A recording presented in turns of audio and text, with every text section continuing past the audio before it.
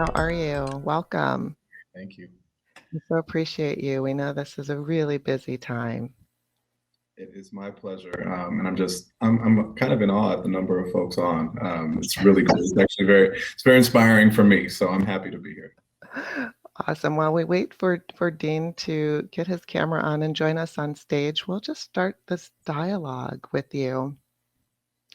The title of this session is called Seat at the Table.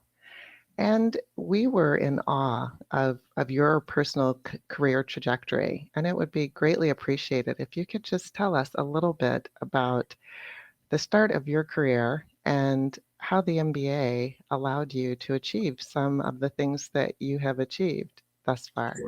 Sure. I'll start by saying, I'm really grateful to be with all of you, and I'm a bit envious because as it pertains to my time getting my MBA post my playing career as an NFL athlete, it was a time where it's one of those rare moments in life where you are an adult, you kind of have good decision making ability, you've had enough situations in real life where you've got a little bit of judgment to you, and it's one of those rare moments where you can actually take a step back and comprehensively evaluate your life.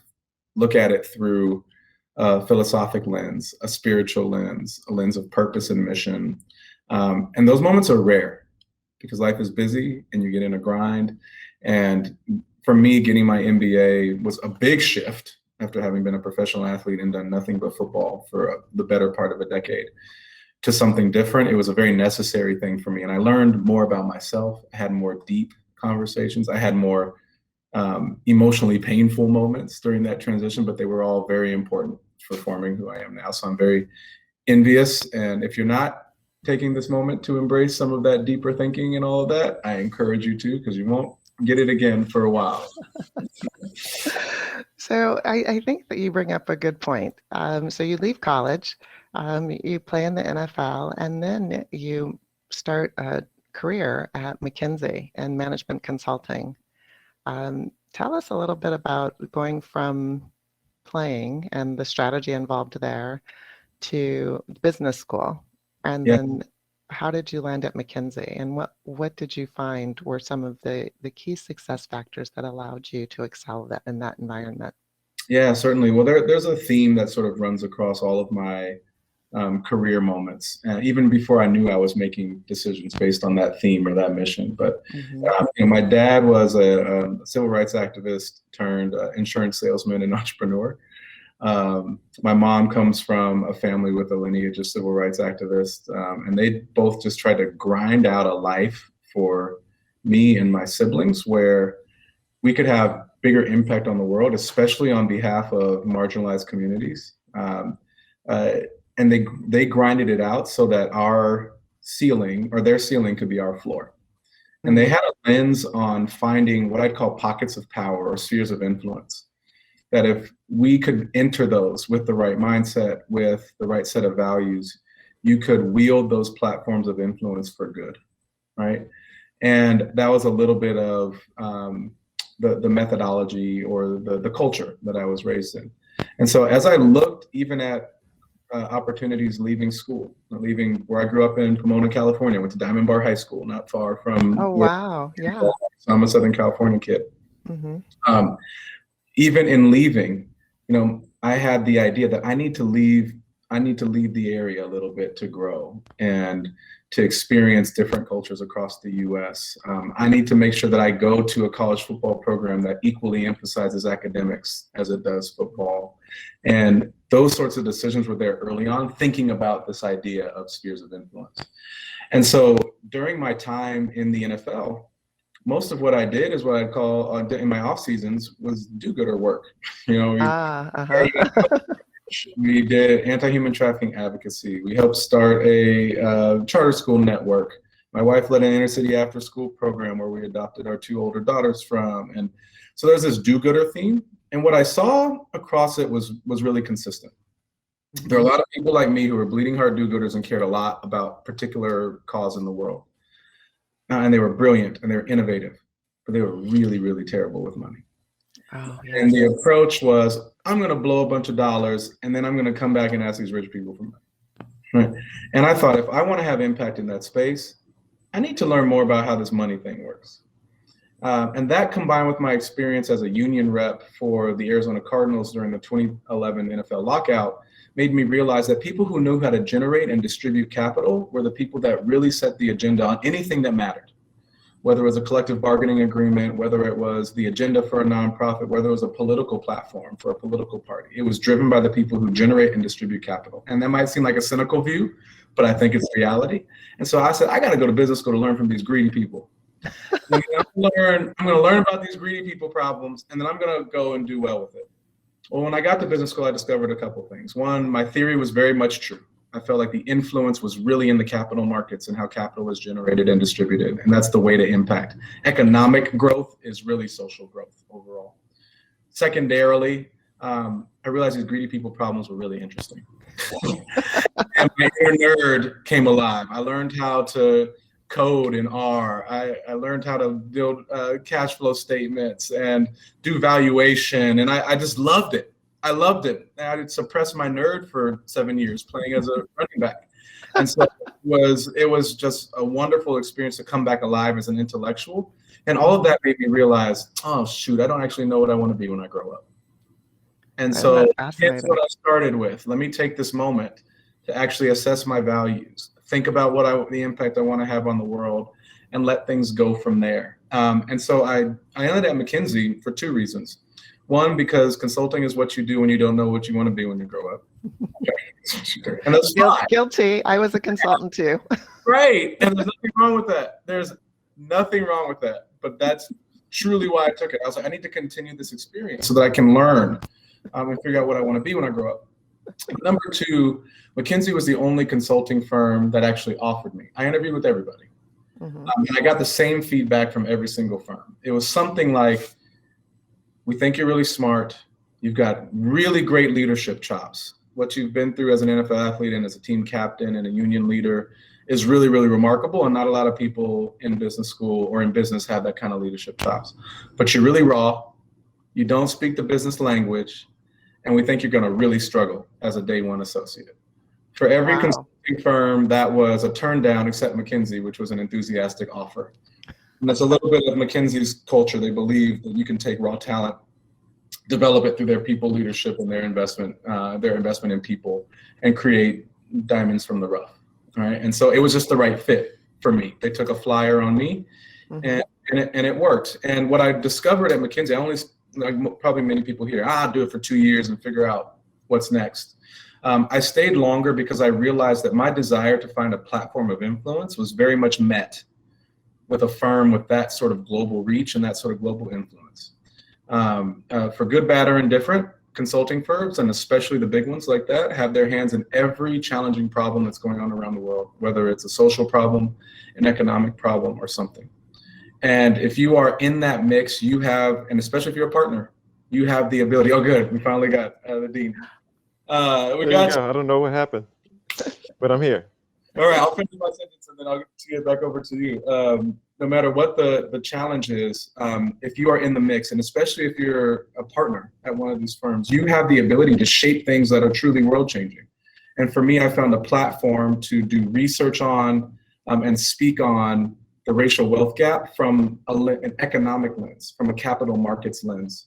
And that enabled me, through that platform of McKinsey, to change the way that companies thought about it, making racial equity an economic imperative more than a moral one. And that brought more people to the table, because not everybody's going to care about the moral imperative. And I think that's fine. I'm not trying to change your heart. You want to not care about it? Fine. But I will pull on your pocketbook. And it allowed me to have a lot of influence through this big platform of consulting. And I did not plan to leave because I had discovered that there. But this role happened to come along, and there are very few things that brought my unique skill set together with a really big platform that the NFL carries. But that's a little bit of my journey and the thread that's sort of pulled me through. So Dean, sorry, you can kick us off properly now.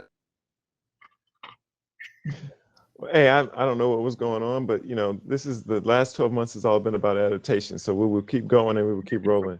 And it sounds like you were talking a little about the thread that was holding together this very diverse experiences that you've had over the course of your life.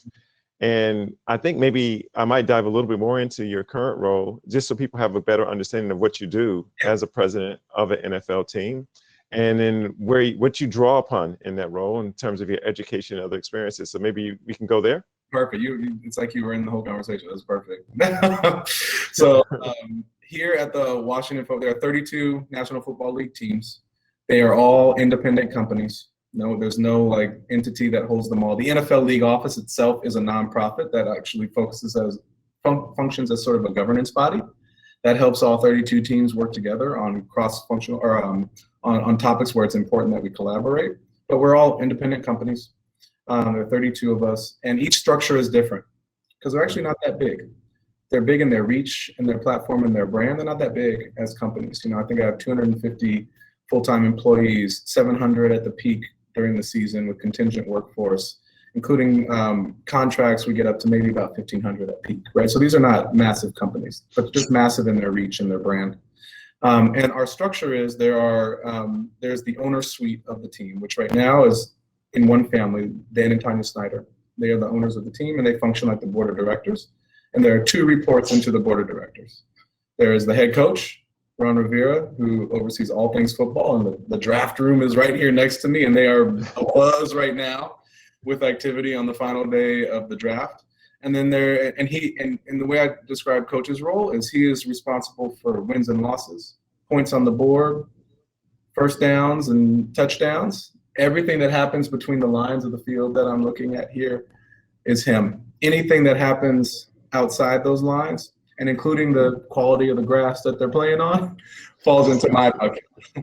My job is dollars and cents, franchise valuation, brand health, organizational culture and health. I run the business side of everything, and we work collaboratively to steward this franchise on behalf of the owners. And my role here, the biggest part of my strategy is helping us to transition from being a football franchise to a media and entertainment company.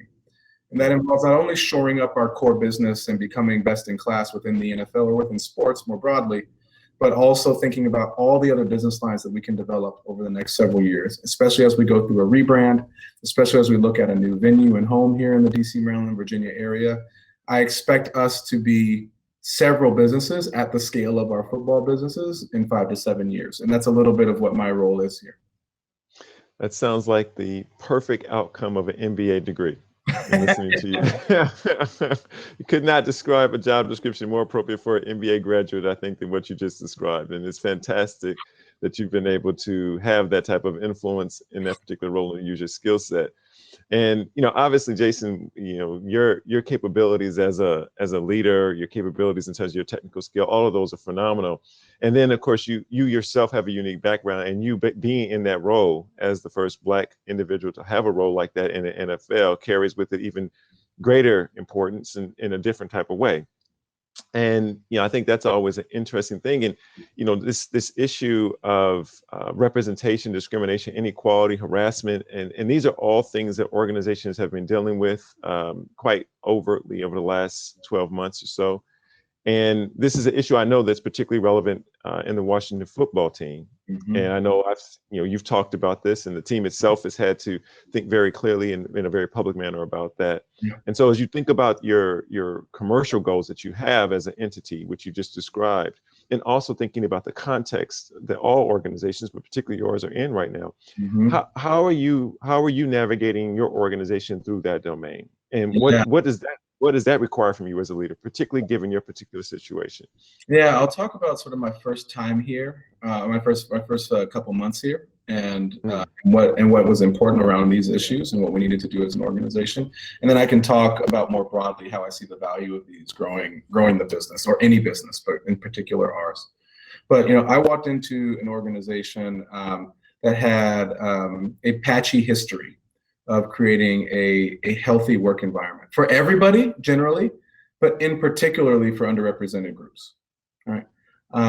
And so early on, what that meant for my role, and this is a little bit of how I see business leadership, is that you can have a great commercial strategy, you can have excellent products, And you can ride those for some period of time, but eventually, if you don't have the underlying organizational culture and health, that value will erode. Your ability to execute will erode. And so early on, I had to do something that was a bit counterintuitive, because we had a business here that has been ebbing for better part of 7-8 years. It has been on the decline. And you would think you'd come in and you need to put in a robust commercial strategy right away, turn over your sales force, all of that stuff. What I realized we needed to do right away was assess leadership up and down the chain in the organization. We need to look at HR policies. We actually need to measure our organizational health in some sort of quantitative way, so that we could set a baseline for ourselves to improve. And we actually created our organizational health strategy before we created our commercial strategy, because of where we started. And I actually don't think it's bad for any organization to think of it that way, but we were forced into it. We were forced into it. And so, this is not something to be particularly proud of, but I had to turn over 90% of my leadership team within the first 4 or 5 months. People that did not represent our values or the way we wanted to operate, they needed to have a very swift exit. Other people who weren't excited about elevating their level of rigor of thought, of data-driven thinking to match where we needed to go as a business, we mutually chose to part ways. And then, there are a set of folks that very quickly said, like, I'm gonna give it a try. But if I don't cut it, be real with me. And I followed up on that. And so as a result of those things, we turned over 90% of my top team and brought in a more diverse C-suite, not just demographically, but also experientially. And that's been very important for us. And this is where I move into sort of the power of diversity. Diversity representation is important. But the actual power of representation or a diverse team is in the mechanics of how decisions are made. Diverse teams make better decisions. In fact, some of the research, the organizational culture research, says if you have more than one woman on a team that's making any sort of team, the collective intelligence of that team is a standard deviation higher than if you had one woman or none. Right? The same thing applies to candidates of ethnic diverse backgrounds. And actually McKinsey's research on this topic on diversity matters says that the companies that have the most ethnically diverse teams are a third more likely to be highest performers in terms of EBITDA long-term. So there's real long-term value in diversity, and the root of it is in decision-making, the ability to connect with diverse customers, the ability to come up with creative marketing strategies, to manage organizational health, because people see it through different lenses, and representation helps you to give voice to others in the organization that might not normally be voiced. So for me, everything we did at the beginning was org, culture. And it really did us a ton of benefit, because now as we are ready to launch on a commercial strategy, and we're 4 or 5 months later than I would have liked in a normal situation to be really launching with a robust commercial strategy, we are now set up for success. And I believe that as we get the initiatives out of the door, as we do new creative marketing engagement, as we launch our rebrand, which is a huge thing, rebranding a 100-year franchise that had a racially biased name in the past. As we do those launches, I now feel confident in our ability to execute and our ability to sustain things longer term. Well, I'm sitting here grinning as a HR professor and someone who does research in this area. One, I am extremely pleased to hear that you draw upon the research to make your decisions, and that you're able to sort of talk to that. And that's more than anything else is something we think is really critical. But I think also that you're aware of the research that points to these ideas, and that really is it's great to hear. I want to take it maybe a little bit broader. I'm mindful of the time, and I am mindful of the work that you've done prior to joining the Washington football team when you were at McKinsey, some of the pieces of work and research that you had done yourself. And I was particularly interested in reading one of the articles that you co-authored on the future of work in Black America. And I thought it was a fascinating article, really insightful perspectives.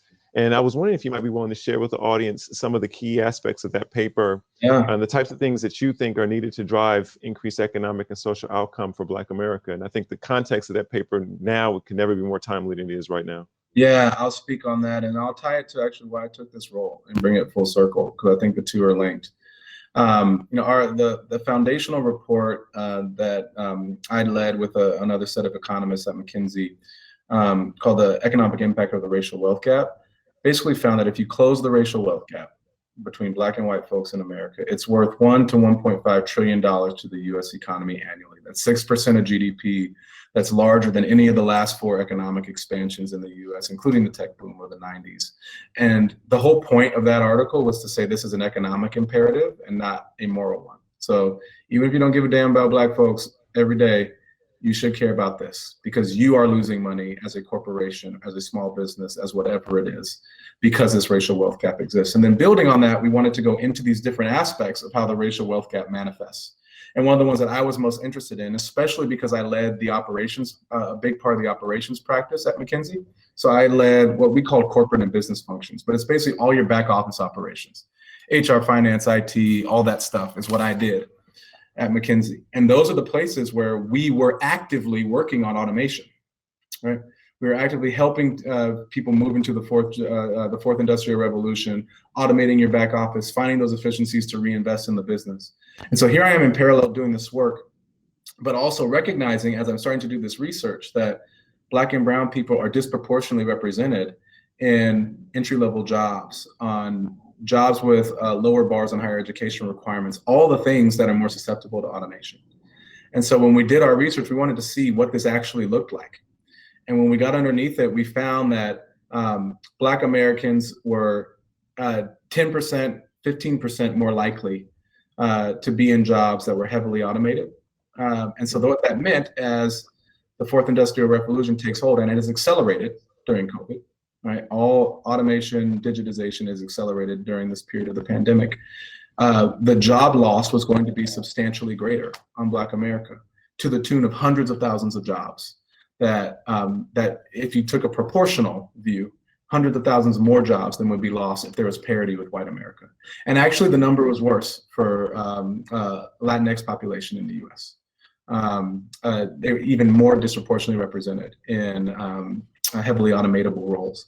And the point was to, number one, shine light on something like the racial wealth gap is going to accelerate if we don't do something about it.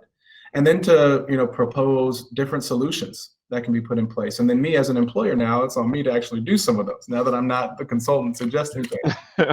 So, it's things like having alternative credentialing for roles at organizations, not having the bachelor's or the MBA as a bar, because we know that there are barriers in the educational system for Black and brown folks to attain these degrees.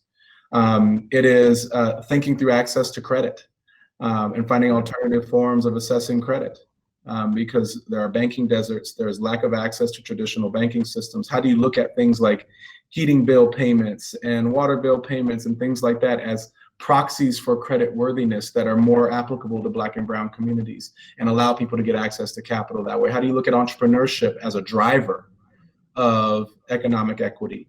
And so we looked at ways to try to stem the challenges presented by automation by finding comprehensive programs we could work with corporations, nonprofits, and others to try to develop solutions going forward. In fact, retraining and reskilling is a big one that companies have talked about for a very long time. So why not actually make good on that promise and start to think about that in the context of racial equity, and disproportionately look at the parts of your business to move them into roles that are fast growing and are not automatable, and help to move them into those in a targeted program. And so those are the types of things that we wrote about in that report. I used to know the numbers a lot better. I don't anymore, but y'all can read it. And I think, and it drove real change. It continues to drive real change. And now I like the fact that I'm now in the seat of pressure, where it's like, well, what you gonna do about it? Yeah, that's it. Everybody else, and I do like that, and that's part of why I took this role, Dean. It's because I talk so much about the flow of capital and how that changes society. And in what other role is a 38-year-old brother from LA County going to be able to distribute several $1 billion of capital to a heavily Black area over the next 7 years, especially as we build a new venue, retail and hospitality complex, and leverage the power of the relational capital, intellectual capital of a new brand of a top 10 global franchise. So I took this in order to step into a role that can do what I've said needs to be done. And now the pressure's on. President Jason Wright, that is a very inspirational statement, very, very forward thinking. I think it's really phenomenal that you're able to basically reshape the way we have this conversation. And certainly I'm looking at the reactions to the audience, which normally I think would be clapping and yelling, and you would be getting call and response right now, I think, if we were face to face. We'd be having church a little bit. Yeah. We probably would, and I think you'd be comfortable with that, knowing you. So, I'm going to open it up to questions, and please, people, put the questions you have in your Q&A, and I can read those out to Jason. But I think maybe I'll take one question that seems to has bubbled up, which is, it really just speaks to something I think which has been the undercurrent of everything you've said thus far, which is about values. And one of the things that I think in listening to you is there's a sense of tone where you're not compromising your values in terms of how you are approaching what you do in your work. You're guided by insight, you're guided by the research, but there's an undercurrent of values in your discussion.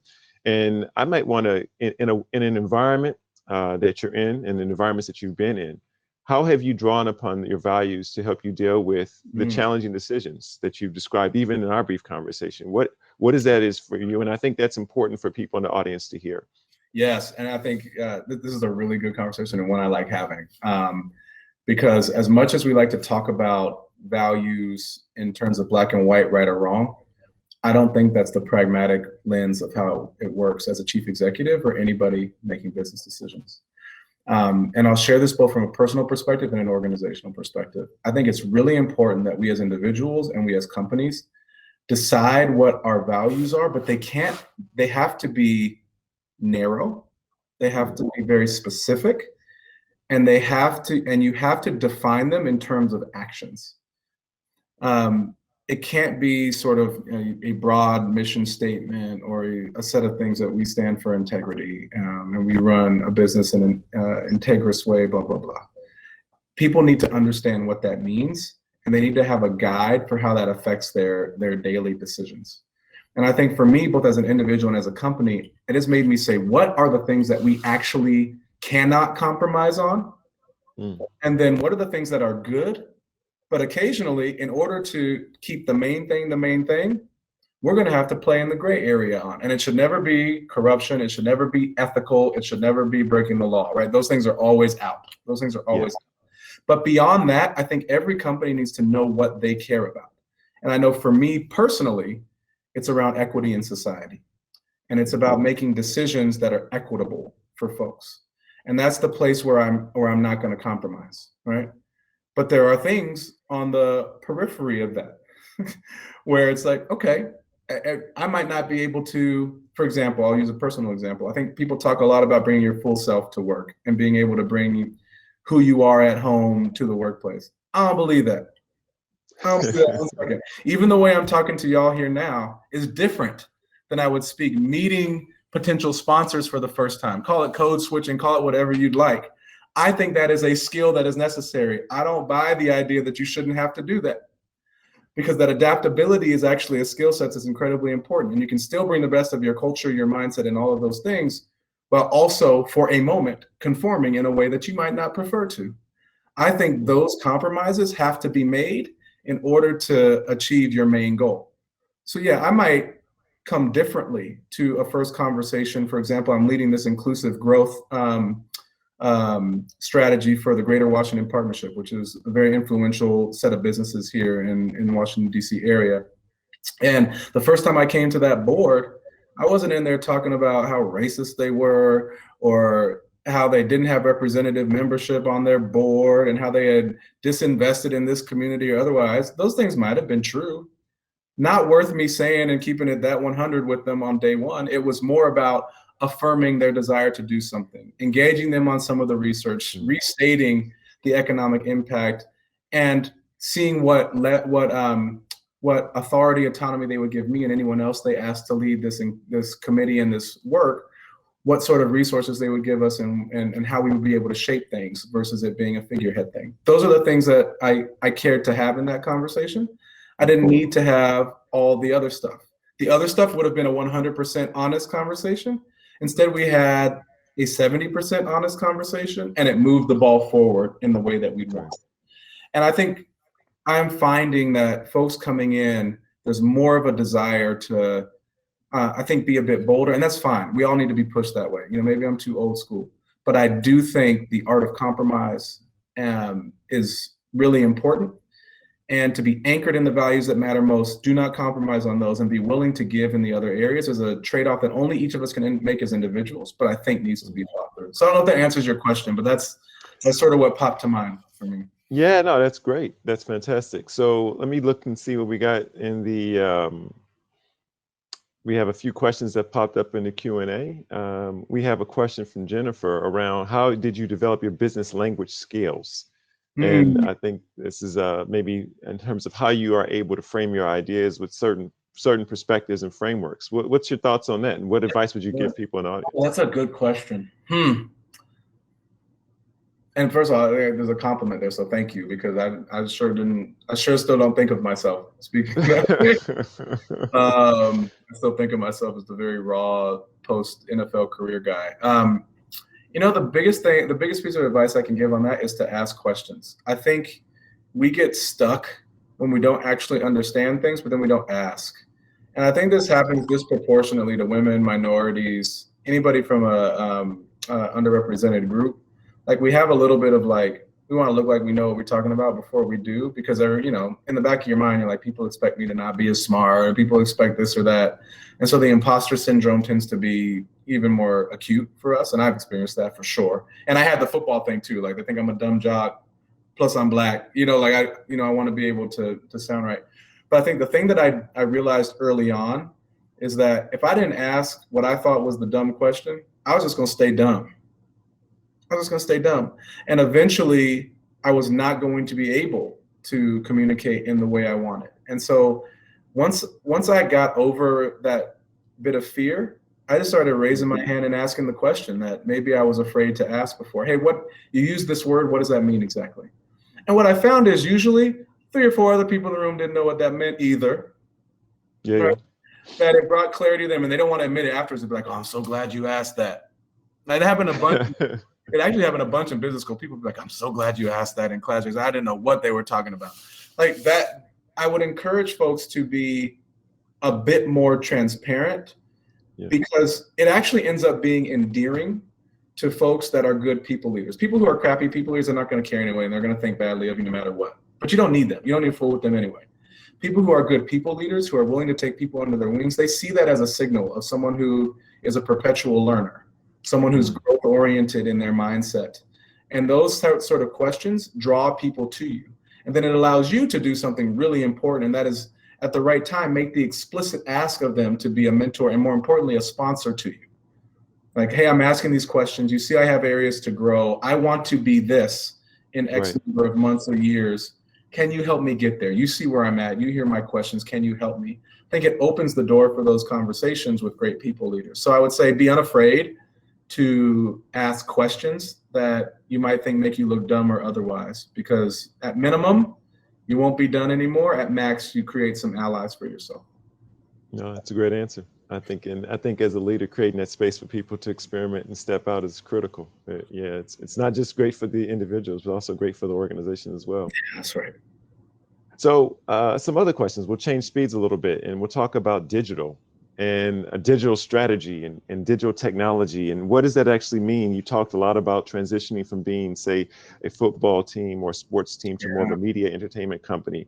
What are your thoughts around that? What are some of the approaches you're taking in leading your organization through this time? Ooh, that is a big one. I'll try to figure out what I can speak on succinctly.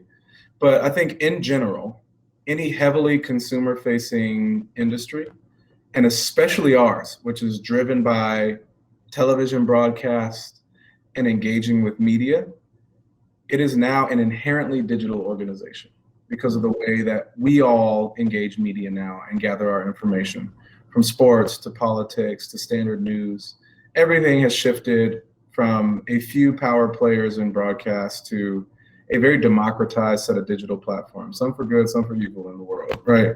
And as a result, our strategy for growing our business, which is inherently built on understanding our customers more, understanding our fans more deeply, figuring out how we communicate with them around our core product, football, to get more engagement from them, to make our brand more powerful with them, and thereby increase our revenue through all the different ways that they can participate with us financially, all the way to the other peripheral businesses, the things that make sense for that same core fan base in other ways, so that as we expand in a targeted way with a built-in customer base for these other products.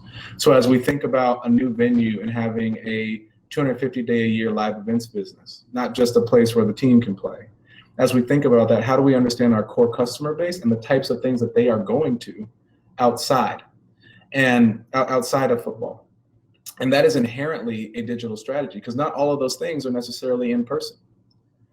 How do we integrate what is happening completely online right now through Twitch and other platforms, gaming and esports? How do we integrate that into our business model? Beyond saying, let's acquire an esports team and try to support them and slap our brand on them. When we have a new venue, we could have the festivals there, we could have the competitions there, but we could also have an event that is very football focused, Washington football focused, but a simulcast through AR or VR or through second screen experience that has the gaming component placed on top of it, or the legalized sports betting component placed on top of it. And so if you think about digital as touch points with core customers and core fans, we're looking at all the different channels that exist, which are the most powerful for connecting with our fans and thereby monetizing our relationship with them. And the more we think about that, the more we choose to invest in digital platforms, because the way that we're all engaging with anything is online through various platforms. So a big place of investment for us this last year, and will continue to be, is our digital content strategy. So our social media team, our producers, our editors, our creatives are a big driver of our business going forward, because the way that they set the tone for how we are perceived in the marketplace through branded content, through vignettes, through a social media tone that's edgy and a bit irreverent. All of those things set us apart and give us a strong brand positioning on which we can build all these other touch points. So that's a long-winded way of saying, like, all things are becoming digital. And it's simply a matter of making sure that we are really sharp and focused in how we engage with our fans and customers. No, look like we lost Dean again. Can't hear you there, Tanya. Sorry, there I am. No, I love that. I actually teach a brand course, and so hearing about the integration between digital and brand is quite fascinating. And it's so meaningful. And I think often people think of digital as just putting what they currently have online versus thinking about new content that's necessary. I love the notion of the AR, VR. And so I'm curious, how are you actually managing individuals' kind of ownership of their own brand in relationship to the Washington brand, for example? Do you have any thoughts on that? That's not a question. Oh, yeah. No, it's that's one that I just thought about. Like personal brand of like players and employees and things like that, and how they nest to the larger brand. Yes, we don't have a strategy around this yet, but it is something that is top of mind for me, because especially the players, they are coming in way more sophisticated than when I was playing around personal brand, monetization opportunities, and growing their own, seeing themselves as a business, which I find inspiring, insightful, and something that we are not yet equipped to support them on. But we're actually building that infrastructure. We have a player on the team, one of our star wide receivers, who reached out with his agent and was like, how do we get him more integrated on the business side? And how do we create ancillary opportunities for him? I said, oh, okay, well, let's put some structure around this. And there's like easy stuff to do around, connecting them with our sponsors, helping to build their network in corporate America through me. And I'm happy to do that as a former player. But we haven't yet tapped into something more systematic and designed in understanding the narrative, the tone, the things that our players want to be known for, how those nest with our values and our communications, and then targetedly putting players into these scenarios, whether it's an engagement with our sponsors, engagement with our fans, or through our social media and other media platforms, so that they start to have a consistent messaging around their name. And that's what we want to start to build. It's going to take us a little bit of time, but I think that's incredibly valuable for the players. There's probably something we can do with our executives too, in the same vein. Most certainly with our coaches, the same thing. But the big challenge for us is going to be then understanding how they don't overlap with one another, how it doesn't become confused messaging, and all of them are mutually reinforcing. It's an intricate process, and we're doing it a little bit bespoke right now, sort of in pilot fashion, but it is a great one. It is a great one. I don't think people are thinking about this enough, so it's fascinating you brought it up. Yeah. Thank you for that. We do have a question about the pandemic from Robin, one of my colleagues. Thank you for this question, Robin.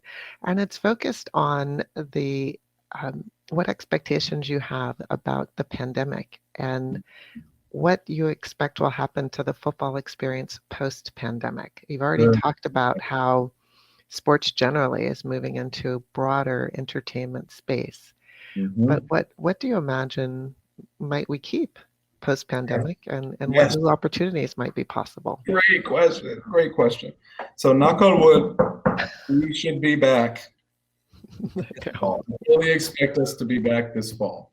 The only thing on my mind from a public health perspective is the impact of new variants and our ability to weather those. As long as those don't become an issue, we do that. And I'm excited about that because we need it. And I want it for my workforce, because we made the intentional decision last year to not furlough or lay off anyone. We chose specifically to invest in our workforce. But I don't think we can do that again, right? I don't want to have to go there. We did different than other sports and entertainment and hospitality organizations. We said we're going to keep folks and invest, but I don't want to have to go there, right? So I just want it for our people, and I want it in general for the business. That said, what I think is going to happen, and I'm interested to see what happens when we're fully back, there's going to be a boom at the beginning of the season where people are just excited to be back. This is a sense of normalcy, and that's really great for our business. And I hope that it carries through this entire season. But beyond that, I think people are going to realize we have learned how to engage with sports, with one another, to have some sense of community in the digital realm that is separate and distinct from the in-venue experience. And if we don't have a compelling offering, and I've been calling it with my leadership team, the digital premium experience, that's a parallel and a corollary to the in-person premium experience, a suite, all-inclusive, concessions, VIP parking. Like, there's a premium experience for in-venue. What is the premium experience outside of venue? 365 a year. I think it involves digital access to content that brings you behind the curtain into the organization. It brings you into things like the draft room decision making. It might bring you into players' lives in a deeper way. It might bring you into some of the big priorities we're working on, which is one thing we're doing right now for our longtime season ticket holders, our key stakeholders. We're bringing them in behind the curtain on our rebrand and giving them input on our new name and identity that's substantive. We're being very transparent about how the process is moving forward. I think in the future, all of those things can be part of a package that is monetizable, that is a digital premium experience. And if you never set foot into our venue as a Washington football fan, you can still be an elite member of the Washington football community and get valuable experiences from it, and valuable experiences you're willing to pay for you and your family. And so that's the thing that I'm going to keep. We have found ways to do digital engagement for our most valued customers so far, but I think we will be able to expand it and have that as a standard offering going forward. That's fantastic. And I think with that, we have reached the end of our session, and Dean is back to close us out. Perfect timing. Well, let me just say, despite all the technical difficulties, it was truly a blessing to have you with us today. I could not think of a better speaker to start off the first annual Black Management Association conference. Let me just commend you for all the great work that you've been able to do and accomplish over the course of your career in so many different domains, but also the inspiration you provided all of us here today. It is really fantastic to have a chance to get to know you, and all the best with the rest of the draft.